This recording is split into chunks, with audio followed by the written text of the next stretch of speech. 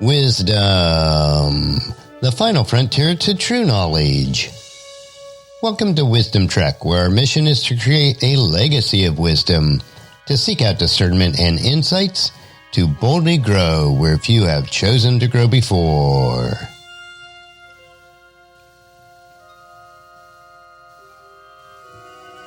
Hello, my friend. I am Guthrie Chamberlain, your captain on our journey to increase wisdom and create a living legacy. Thank you for joining us today as we explore wisdom on our second millennium of podcast. This is day 1461 of our trek, and it is Worldview Wednesday. Creating a biblical worldview is essential to have a proper perspective on today's current events. To establish a biblical worldview, you must have a proper understanding of God and His Word. This week on our Worldview Wednesdays episode, we will continue in our study based on a course that I recently completed, taught by Dr. Michael S. Heiser. Our study is titled Sons and Daughters of God, the Believer's Identity, Calling, and Destiny. Throughout this multi-week course, we will demonstrate in the Old Testament the sons of God and the Holy Ones refers to supernatural beings whose Father is God and who work with God to carry out His will, and that His divine family was present before humanity. By fully engaging the biblical text, such as Psalm 82, Psalm 89, and Deuteronomy chapter 32, verses 8 and 9, our study will show that this divine family functions as a template for God's human family. God desires of humans, as His imagers, to participate in His counsel. This study addresses issues such as polytheism, the nature of little g gods, and the uniqueness of Yahweh. Within this study, we will apply insights to New Testament text and show that how the metaphor of being in God's family informs our sense of identity and mission as believers. And today we're going to look at arguments for a divine counsel. And first we're going to go to segment number 12, polytheism. Are the gods real?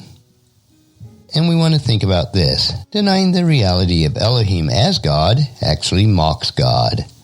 Now, aside from the trajectories that sort of tried to blunt or strip away the supernatural element of the plural Elohim, the plural sons of God in the Old Testament, making them into idols or making them into people, when we dispense of that, that brings us to a certain set of issues that we must address.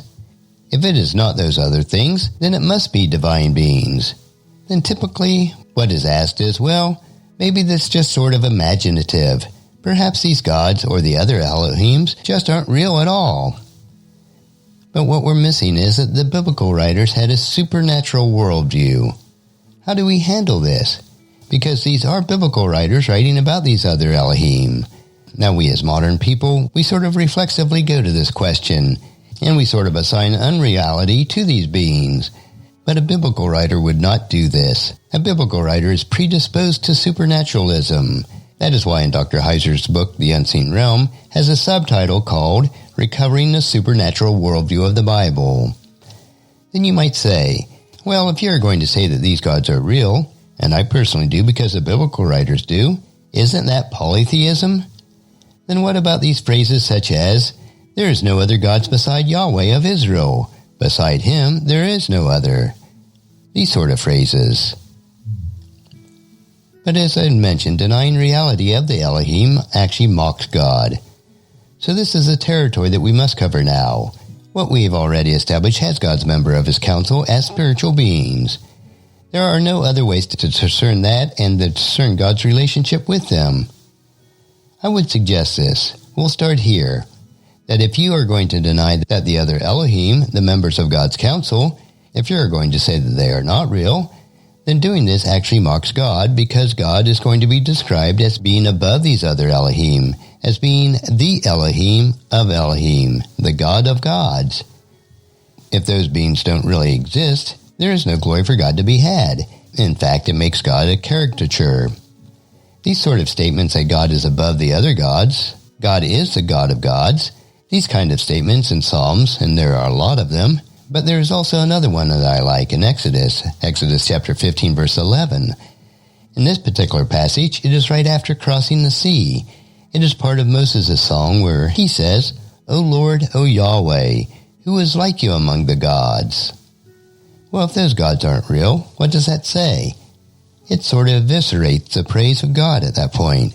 It's like saying, "Oh Lord, who is like you among these beings that don't exist?" Think about it in this manner. I am better than the beings that don't exist, and so are you. If you strip away reality, if you are denying the reality, there is no praise of God when God is compared with them. In comparing God to nothing, or a cartoon character, or some fictional entity, we are saying that we are better than that as well. And so, where is the glory for God? That is why I said stripping away the supernatural ends up making God a caricature and mocks him. I think we need to be very careful with this, and we have to look when judgment is cast on gods and not idols. In Exodus chapter 12, verse 12, referring back to the final plague, and of course that's going to be a precursor to the crossing of the Red Sea, where we get Exodus chapter 15, verse 11, let's look at the language there. "For I will pass through the land of Egypt that night, and I will strike all the firstborn of the land of Egypt, both man and beast, and all the gods of Egypt. I will execute judgments.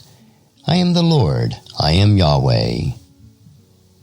So here, we have the death of the firstborn. This is directly and specifically, and the other plagues were as well in most cases, to the gods of Egypt, and it was their defeat. Well, it doesn't say much if God is defeating beings that don't exist. Where is the glory in that? Now, we are not saying that idols don't matter, or that they are never in the picture, but idols are not to be equated with gods. We already talked about this in previous weeks, but you can't import idols into Psalm 82 and some of the other passages because God doesn't work with them. There is a relationship between a deity and an idol in ancient thought. You have to understand the ancient mindset, how ancient people thought about an idol and thought about the deity. An ancient person built an idol with the belief that after doing certain rituals that an entity, a spiritual being, a deity would come and attach itself to this object, or would come and reside in that object. There was an identification of two things, the deity that they thought was real, and the object that was essentially became the deity's domain, or again, attached to that deity.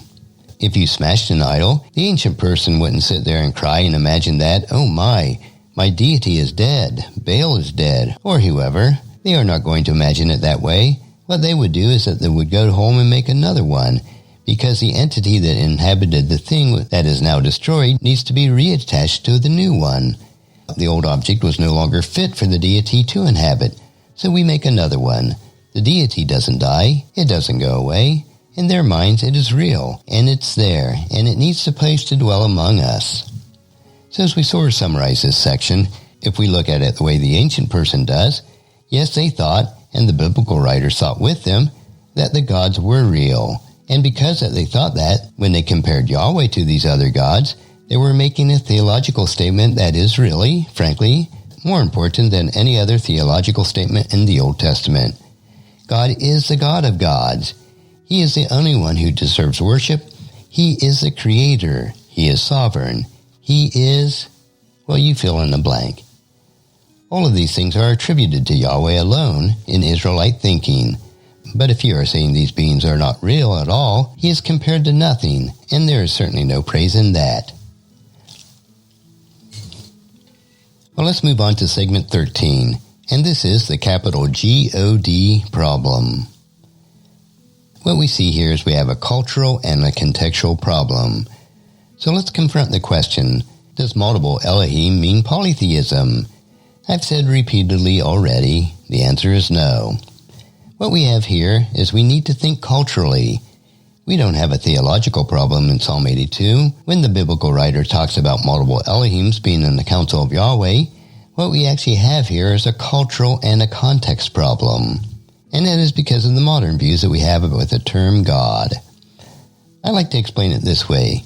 When we as modern people, modern Westerners, modern Christians, or just generally modern people, when we see the letters capital G-O-D on a page or screen, our brain, because of our culture, our Western culture, our Judeo-Christian culture, and our traditions, when we see those letters in our mind, we immediately assign a specific set of unique attributes to the letters capital G-O-D. And we can't help it. It's just the way our mind works because of our cultural context. When we see a capital G-O-D, we think of things like omniscience, omnipotence, and omnipresence. Again, because of the way we're taught and raised in our culture, there can only be one of those, And so we get creeped out when we put an S at the end of the word God, because our brains assign a specific set of attributes to those letters. But when we think about the word Elohim, it is not connected to those unique attributes. That is not what the biblical writers thought when they thought about the word Elohim. Elohim does not carry a specific set of unique attributes. We know that is the case, but you might ask why. You don't have to take my word for it. We know that this is the case because the biblical writers use the term Elohim of different entities besides the God of Israel. And when they did that, they aren't assigning those attributes or any specific attributes that should belong to Yahweh to other entities. They are not thinking about the attributes at all, and that is our problem. And when we see the letters capital G-O-D, our brain assigns those attributes.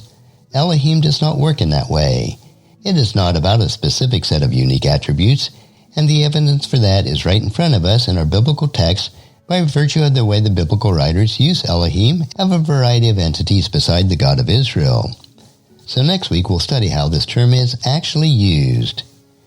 And that will finish our study for this week's Worldview Wednesday. Tomorrow we will enjoy a 3-minute humor nugget that will provide you with a bit of cheer, which will help you to lighten up and live a rich and satisfying life. So encourage your friends and family to join us and to come along with us tomorrow for another day of Wisdom Trek, Creating a Legacy. If you'd like to listen to any of our past 1,460 treks or read the Wisdom Journals, they are all available at wisdom-trek.com. And I encourage you to subscribe to Wisdom Trek on your favorite podcast player so that each day's trek will be downloaded to you automatically. And thank you so much for allowing me to be your guide, your mentor, but most importantly, I am your friend as I serve you through the Wisdom Trek podcast and journal each day. And as we take this trek of life together, let us always live abundantly, love unconditionally, listen intentionally, learn continuously, lend to others generously, lead with integrity, and leave a living legacy each day. I am Guthrie Chamberlain, reminding you to keep moving forward, enjoy your journey, and create a great day every day. See you tomorrow.